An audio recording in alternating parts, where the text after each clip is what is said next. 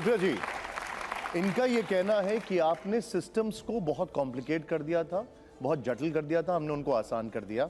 सुधांशु जी का ये कहना है कि हमने कई जगह टेररिज्म रोका, हमने पाकिस्तान को उसकी भाषा में जवाब दिया। उनका ये भी कहना है कि इकोनॉमिक ग्रोथ आज की तारीख में भारत की सबसे अच्छी है विज़ावी बाकी कंट्रीज। आपका इस पे टेक क्या है? अधकचरा ज्ञान जो होता है ना, वो बड़ा खतरनाक होता है। जैसे आधा सच पूरे झूठ से ज्यादा खतरनाक होता है। ये व्हाट्सएप यूनिवर्सिटी के स्नातक लगते हैं मुझे। मोदी जी ने एक काम किया है, दुनिया की सबसे बड़ी फेक न्यूज फैक्ट्री बनाई है और दुनिया की सबसे बड़ी व्हाट्सएप यूनिवर्सिटी भारत में स्थापित करी है और हर चरण चुंबक उसका सदस्य है। आपको मैं बताती हूं, उन्होंने आतंकवाद पर बात बोली। निकालिए अपने अपने फोन अभी। पिछले 2 हफ्तों में राजौरी में और पुंछ में आतंकवादी हमले में हमारे 5 जवान राजौरी में और 5 पुंछ में शहीद हुए। इस देश के प्रधानमंत्री के पास एक क्रिकेटर की उंगली टूट जाने पर ट्वीट करने का वक्त है, लेकिन एक वक्तव्य इस देश के गृह मंत्री का, इस देश के प्रधानमंत्री का हमारे 10 जाबाजों की शहादत पर नहीं आता। आपको क्या लगता है, आप आतंकवाद को स्वीकारेंगे नहीं, एक्सेप्ट नहीं करेंगे कि हमारे जाबाजों की शहादत हुई है तो वो बंद हो जाएगा? उन परिवारों से पूछिए, क्या उनको सम्मान और श्रद्धांजलि इस देश के प्रधानमंत्री को नहीं देनी चाहिए? आप मौन क्यों हैं? 10 जाबाजों की शहादत हुई है पिछले 2 हफ्तों में। 20 जाबाजों की शहादत हुई चीन में, वहां पे गलबैया कर रहे हैं, झूला झूल रहे हैं चीन के साथ, साबरमती में बैठ के शहनाई सुन रहे हैं। ये बात करेंगे चीन पर? 18 बार प्रधानमंत्री चीन में गए, भगवान जाने क्या चीन से रिश्ता है तो चीन का नाम लेने में कतराते हैं। क्यों डरते हैं हमारे प्रधानमंत्री चीन का नाम लेने में? यह सवाल मैं पूछती हूं, यह सवाल देश पूछता है। 20 जाबाजों की शहादत हुई है। इन्होंने कुछ बातें बोली और उन बातों को बोलने से पहले मैं एक महिला हूं, आधी आबादी की बात कर लेते हैं।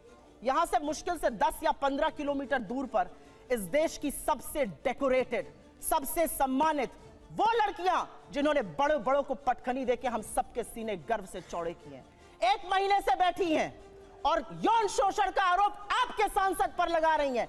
आपके मुंह से एक शब्द नहीं फूटता है, एक शब्द नहीं निकलता है मोदी जी के मुंह से, एक शब्द नहीं निकलता अमित शाह के मुंह से।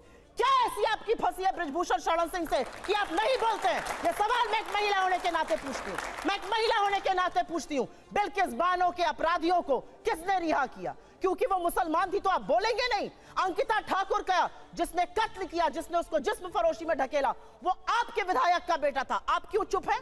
आपने वहां पर इमारत ही गिरा दी कि सबूत ही ना मिले। आपका विधायक दोषी पाया गया है हत्या और सामूहिक बलात्कार का, कुलदीप सिंह सेंगर।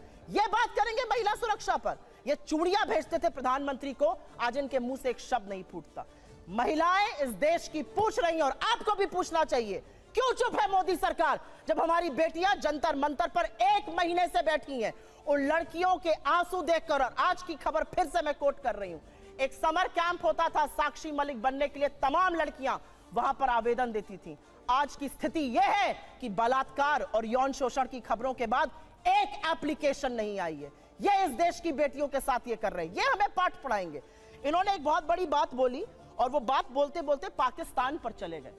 आज तक इस देश का ये न्याय था कि आज तक आईएसआई ने हमारी जमीन पर पैर नहीं रखा था। आईएसआई को पठानकोट बुलाकर आप निरीक्षण कराते हैं, लाहौर आप चले जाते हैं लपके हुए, भगवान जाने सेवई खाने या बिरयानी खाने, और सवाल हमसे आप पूछिएगा। आसिया अंद्राबी आपका चेहरा बनती है श्रीनगर में और सरहद पार जाके आतंकवादी गतिविधियों में शामिल है। आप एक दुर्दांत आतंकवादी को, यूसुफ को वहां पर टिकट देते हैं क्योंकि आपको अपनी सत्ता करनी है। ये कैसे लोग हैं? ये किस तरह के लोग हैं? ये जाबाजों की शहादत पर चुप रहेंगे, मणिपुर जलेगा ये चुप रहेंगे, ये प्रचार करते रहेंगे। इनको ये याद है कि इनको क्या क्या कहा गया। कर्नाटक जाकर क्या कहते थे साहब? मुझे फलाने ने ये कहा। कर्नाटक ने क्या कहा? कर्नाटक की जनता ने कहा मुद्दे है बेरोजगारी, मुद्दे है महंगाई और मुद्दा है भ्रष्टाचार। अगर उस पर बात होगी तो हम बात करेंगे, नहीं तो विपक्ष में बिठाने का आपको काम करेंगे। साहब हिमाचल गए थे, हार गए, कर्नाटक गए, हार गए, और ये विश्वगुरु बने फिरते हैं। इनकी बातें सुन लीजिए तो भारत शायद 1947 में ही आजाद हुआ हो, के बाद अब 2014 में आजाद हो गया हो। मेरा अपना मानना है कि कुछ बातें जब समझ में नहीं आती है उसको नहीं बार बार बोलना चाहिए। मैंने आपको एक बार पहले भी शो पे समझाया है। हम मैन्युफैक्चरिंग कर रहे हैं मोबाइल की, जी नहीं, हम मोबाइल फोन की असेंबली कर रहे हैं। हमारा जो इंपोर्ट का बिल बढ़ा है वो इसलिए बढ़ा है क्योंकि हम उतना पार्ट असेंबल कर रहे हैं, वैल्यू एडिशन नेगेटिव है। हमारा जो कार का एक्सपोर्ट का मार्केट था वो कम हो गया है, सच को स्वीकारिए साहब, तब आप सच का समाधान कर पाइएगा। बेरोजगारी नहीं है, महंगाई नहीं है, अडानी ने कोई महाघोटाला किया ही नहीं है, चीन है ही नहीं।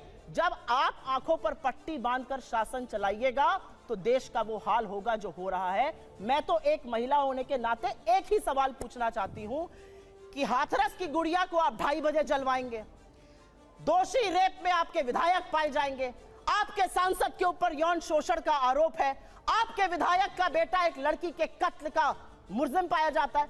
आप अब महिलाओं की बात कब करिएगा? बेटी बचाओ बेटी पढ़ाओ का नारा देने वालों से यह सवाल मेरा है कि साक्षी मलिक और विनेश फोगट से आप कब मिलने जाइएगा, उसका जवाब दीजिए। जी जवाब दे दूं।